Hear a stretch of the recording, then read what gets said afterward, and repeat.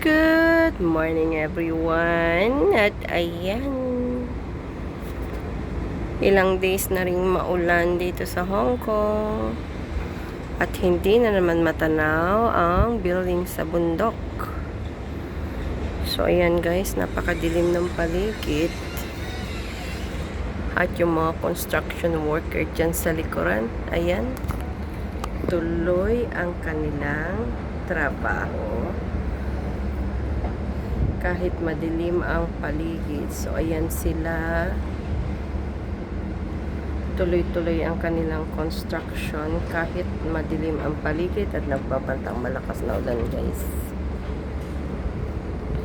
Walang masyadong tao sa baba. So ayan, tahimik ang paligid dahil maulan.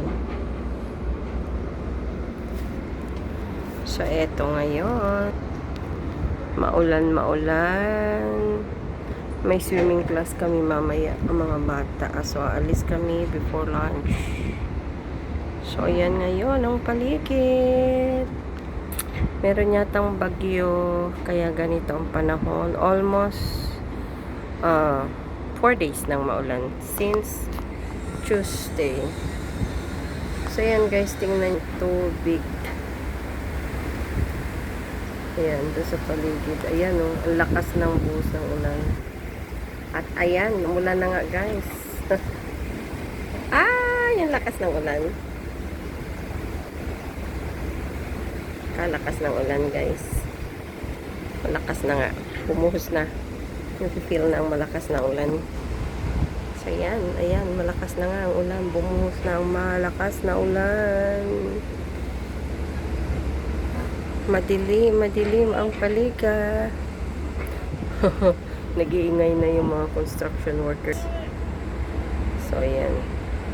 Nag-iingay na sila kasi malakas ng ulan. At ayan, kumukulog-kulog pa. At eto naman guys. Dito sa aming likuran.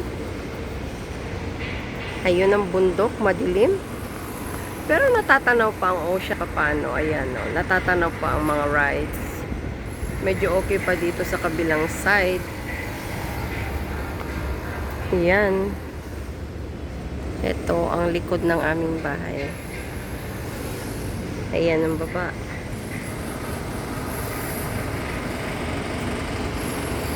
Construction dito, construction doon. Wag lang titingin ng husto sa baba dahil nakahilo.